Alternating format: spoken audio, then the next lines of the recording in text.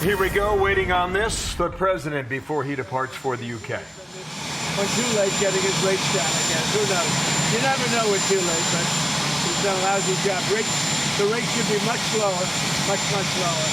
But I just signed his document and all of the papers, and Steve Myron is now on.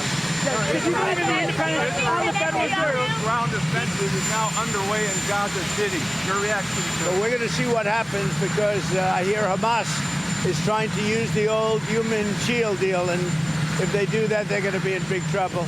They're going to be in big trouble. They put it out 2 days ago that they're going to use the hostages as human shields. That's something that hasn't done for a long time, you know?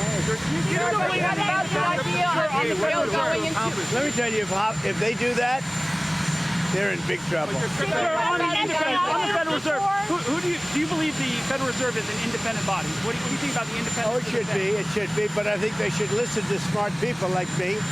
I think I have a better instinct than him. If you look, all the economists got it wrong. I got it right along with one other people out of 100.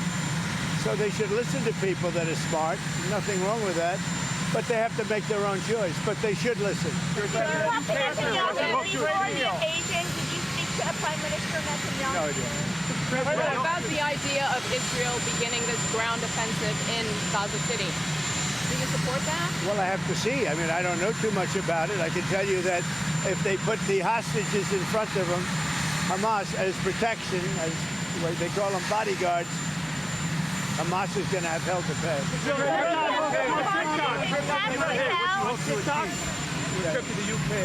your trip to the UK today? What do you hope to achieve? Well, my relationship is very good with the UK, and Charles, as you know, who's now king, is my friend.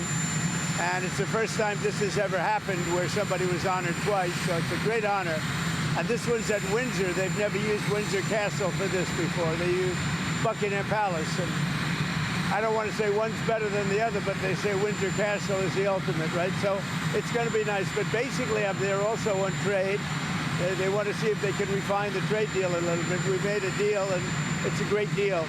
And I'm into helping them. Our country is doing very well. We've never done this well. We're having trillions of dollars coming because of the tariffs. They'd like to see if they could get a little bit better deal. So we'll talk to them. But primarily, it's to be with Prince Charles and Camilla. They're friends of mine for a long time, long before he was king. And it's an honor to have him as king. And, you know, I think he represents the country so well. I've watched. He's such an elegant gentleman, and he represents the country so well. Actor Robert Redford passed away today. Did you hear about he that? Did? Wow. He was apparently in his sleep at his home. Well, that's a good way to go, I guess. But I'll tell you, Robert Redford was great. He had a series of years that there was nobody better. This just happened, I guess, huh? Yeah. Wow. He died at his home in Utah in his sleep. Yeah. And what movie would you say you liked the best in? Well, you have a lot of them. Honestly, I'd say he made 7 or 8 great movies. They were really great. There was a period of time when he was the hottest. I thought he was great. On TikTok, will TikTok go dark? Are you going to delay the TikTok ban? Well, we have a deal on TikTok. I've reached a deal with China. I'm going to speak to President Xi on Friday to confirm everything up. We made a very good trade deal, and I hope good for both countries, but a very different deal than they've made in the past. What companies are going to buy We'll be announcing that. We have a group of very big companies that want to buy it. And, you know, the kids wanted it so badly. I had parents calling me up. They don't want it for themselves. They want it for their kids. They say, if I don't get it done, they're in big trouble with their kids.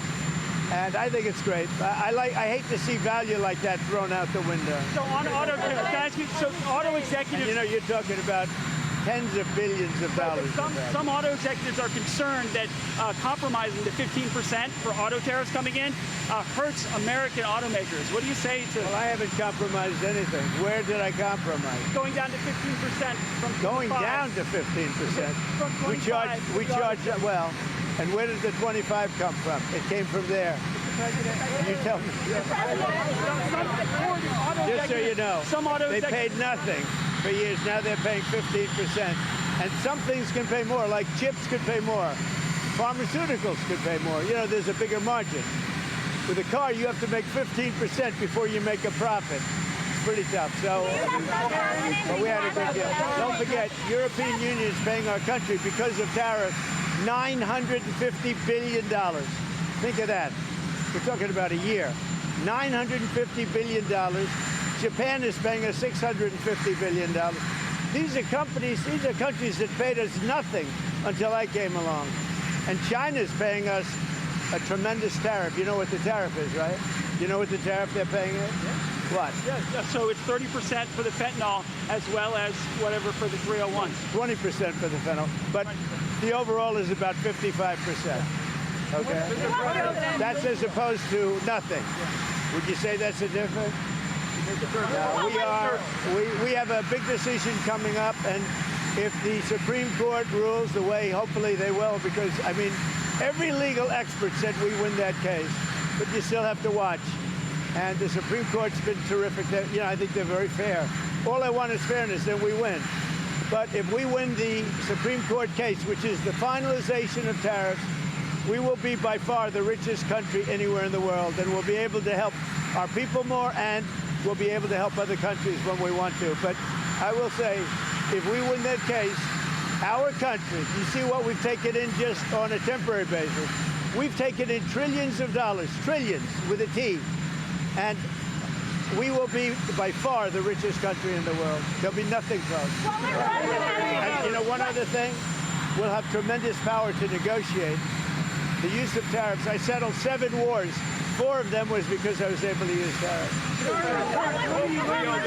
Hopefully, the other day in an interview, criticized the fact that some CEOs make hundreds of times more in salary than average workers. He's worried about polarization. Yeah. Do you share that concern? Well, I do say there's a big gap. I do say that. Don't forget, I'm a popularist. There is a big gap. Mr. President, it's been a month since you Vladimir Putin in Alaska. A month on, do you think that meeting accomplished what you hoped? Yeah, accomplished a lot, but it takes 2 to tango also. You know, those are 2 people, Zelensky and Putin, that hate each other. And it looks like I have to sit in the room with them because they can't sit in a room together. There's great hatred there. But no, that meeting accomplished a lot. Mr. President, you still have complete confidence in Kash Patel. What are you hoping comes from his testimony on the Hill today? Well, first of all, I think that Pam Bondi has done an unbelievable job, and everybody agrees with that.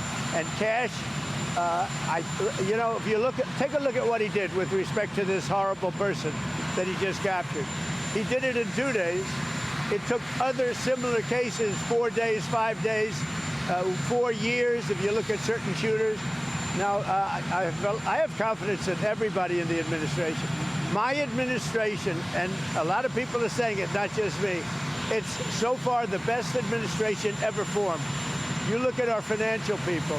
Our country is making a fortune. We have to keep tariffs because our country has become successful because of tariffs. We have the case in the Supreme Court. That's a very vital case for the success of our country. It's very vital to negotiate with other countries. And remember, other countries charge us tariffs. That's a very, very big case. And if we win that case, our country will be by far the richest country anywhere in the world. And then we can help our people. We'll get rid of debt. We'll get rid of everything. We can help our people, and we can even help other countries where they need it. Mr. President, narcotics in Venezuela. Narcotics in Venezuela. President Maduro in Venezuela says that you're getting ready to invade his country. What is his message to him? Well, I would say this right away. Stop sending Tren de Aragua into the United States. Stop sending drugs into the United States. We knocked off actually 3 boats, not 2, but you saw 2. And the problem is there are very few boats out in the water. There are not a lot of boats out in the water. I can't imagine why. Not even fishing boats. There's nobody. Nobody wants to go take a fish. So it's one of those things. But I would say to him very strongly, stop sending people from your prisons into our country. They're sending their prisoners. They've done that already. So the numbers just came out. Another month with 0 people getting into our country. And these are figures, John, with people like you that would like me to do badly. Nobody has ever done on the border like I've done. Mr. President, what will you tell President Zelensky if you meet with him in New York? Well, he's going to have to get going and make a deal. He's going to have to make a deal. Zelensky's going to have to make a deal. And Europe has to stop buying oil from Russia. Okay? You know, they talk, but they have to stop buying oil from Russia. Mr. President, there are some... Generally regarded to be the wealthiest man who's ever occupied the White House. How much wealthier are you now than when you returned to the White House? Well, I don't know the deals I made for the most part, other than what my kids are doing. You know, they're running my business. But most of the deals that I've made were made before. And that's what I've done for a life. I've built buildings, like I'm building a building here. You know where I'm built? You know what? You see that area? Yeah. That is going to be the greatest ballroom anywhere in the world. And for 150, so it gives me pleasure to do it for the country. And I'm paying for it. I'm paying for it. The country's not, and that's an expensive ballroom. But is it appropriate? I think it'll cost $250 million, and it will be, I think, the finest ballroom. So for 150 years, John, you know this? They've wanted a ballroom, and now they're going to finally have it, and it's going to knock your socks off. But is it appropriate, President Trump, that a president in office should be engaged in so much business activity? Well, I'm really not. My kids are running the business. I'm here. You know what the activity, where are you from? I'm from the Australian Broadcasting Corporation, Paul Cornyn's program. Well, the Australians, you're hurting Australia, right? In my opinion, you are hurting Australia very much right now. And they want to get along with me. You know, your leader is coming over to see me very soon. I'm going to tell him about you. You set a very bad tone. Well, Go ahead, John. When the Maybe UAE you can set a nicer When the UAE does a deal, what does it want in return? Quiet. Mr. President, what are you hearing about the operation in Gaza, the Israeli operation? Are you concerned? Well, I'm hearing that they want to go in, and I'm also hearing that Hamas wants to take our 20 hostages plus dead bodies. You know, they have about 32 of them, and they want to put them in the way of any attack. And nobody's happy about that situation. It came out yesterday. I'm sure you saw that. They want to, supposedly they've taken the hostage out of deep caves and tunnels, and they're bringing them, putting them on the front line. Nobody's heard of that one for a few centuries. You saw that the UN said that Israel is guilty of genocide, that they've committed acts of genocide in Gaza. They voted on that? They have a new report out saying multiple acts of genocide. When it comes to a vote, we'll see what happens. That'll come to a vote, but we'll see what happens. And what do you make Pam Bondi saying she's going to go after hate speech? Is that, I mean, a lot of your allies say hate speech is free speech. She'll probably go after people like you because you treat me so unfairly. It's hate. You have a lot of hate in your heart. Maybe they'll come after ABC. Well, ABC paid me $16 million recently for a form of hate speech, right? Your company paid me $16 million for a form of hate speech. So maybe they'll have to go after you. Look, we want everything to be fair. It hasn't been fair. And the radical left has done tremendous damage to the country. But we're fixing it. We have right now the hottest country anywhere in the world. And remember, 1 year ago, our country was dead. And now Washington, D.C. is fixed, and I fixed it. The mayor was fine. The mayor was just fine, okay? The mayor had the sick city for many years. He's been mayor for many years. The one that fixed it was me and my people, and it is so safe. You should take your beautiful wife tonight and have dinner down there. You won't be shot. You won't be accosted. You won't even be looked at incorrectly by anybody. Washington, D.C. is safe. Now we're going to Memphis, where it's pretty rough, to put it mildly. And then we're going to have to go. A friend of mine who is a big railroader, he stops at all the cities. He knows every city. He said, sir, you have to save Chicago. So I'm going to go to Chicago early against Pritzker. Pritzker's nothing. If Pritzker was smart, he'd say, please come in. So last week, over the last week and a half, 11 people in Chicago were killed, murdered, and 38 were shot. And then Pritzker, and by the way, this is going on constantly. If they lose less than 6 or 7 people a week with murder, they're doing a great job in their opinion.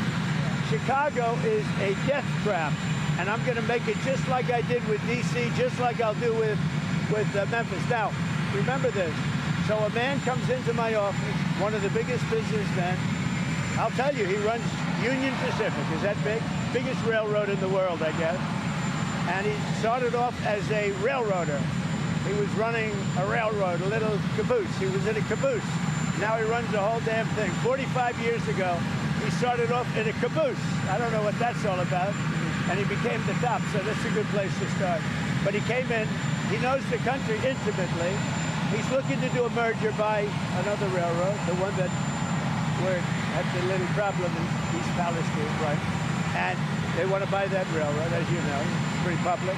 But I sat with him and I talked. I said, so you know every city? Yes, sir. I go into every city, and I have for 45 years. I said, where would you go next? He said, St. Louis is in big trouble. He said, but Chicago is a great city. You can save Chicago, sir. Don't let Chicago die. This is a guy telling me with great knowledge and stuff. He said, don't let Chicago die, sir. It's dying. Don't let it die. I'm going to Chicago next. The UAE, Mr. President. What do you think they want when you do a deal with federal treasury? Well, I just want something to happen, whether it's federal, state, most likely it's going to be state. The question is whether or not we overlap with a federal judge. So they're looking at that. But the state is very competent. The governor's doing a very good job. As you know, they have the death penalty. It's a tough death penalty, too, as you know. But they have the death penalty. So as to whether or not we judge, we will be working with them. We may or may not be able to judge. And when it comes to the governor of Utah, what do you make of his overall message of nonviolence? Well, I agree with it. I agree 100%. But most of the violence is on the left. He said that social media is a cancer. What? Do you agree with that? The Utah governor said that social media is a cancer and more people should log off and take some time away. Well, it's not a cancer in all respects. In some respects, it's great. But there are segments, there are deep, dark holes that are cancerous, absolutely. Beyond cancer, they're death. How are you going to get China to open their market to President? The Supreme Court this morning denied Fani Willis's appeal of your case removing misrepresentation. Do you have any response Well, that was to a great decision. It was a rigged case to start off with. It's great. The court just ruled that she is a disaster. She's a disaster with a boyfriend. The boyfriend that she paid $1 million for his expertise, but he never did it before. Now, she should be prosecuted. She was what she did to people, forget about me. What Fani Willis did to innocent people, patriots that love our country, what she did to them by indicting them and destroying them, she should be put in jail. She's a criminal. Fani Willis is a criminal. Will you apply more pressure to EU and NATO countries not to purchase Russian oil? I do, but here's the problem. You know the problem. They're purchasing Russian oil. I don't want them purchasing Russian oil, and they've got to stop immediately. Not fair to us. They're purchasing Russian oil, and we have to, do things. Now, the nice part, it doesn't cost us anything anymore. You know that. Yeah. They are buying everything from us, unlike Biden, who gave away $350 billion. We actually make money, but I don't want to make money. You know what I want? I want that war to stop, because last week, 7,018 people got killed. Thank you. Russia was targeted today, just now. You announced 70 patriots in Ukraine 2 months ago. Where are you from? Ukraine. Yes. Will they come, and do you know when they will come? The patriots. What will come? The patriots. You announced 70 patriots to Ukraine 2 months ago. Well, look, let me just tell you, I love Ukraine. I love the people of Ukraine. That's why I asked. I thought that was a little Ukrainian accent, but the country's in serious trouble. It should have never happened. It's a war that should have never happened. The country's in very serious trouble, but I'm going to get it stopped. I've done seven countries. I've stopped 7 wars in the last 8 months. I thought that would have been the easiest because I know Putin, but it's not, because there's tremendous hatred between Zelensky and Putin. Tremendous hatred between Zelensky and Putin. But we're going to get it stopped. How soon will you go to the Supreme Court to stop Lisa Club? I'm Steve Ducey. I'm Brian Kilmeade. And I'm Ainsley Earhart. And click here to subscribe to the Fox News YouTube page to catch our hottest interviews and most compelling analysis.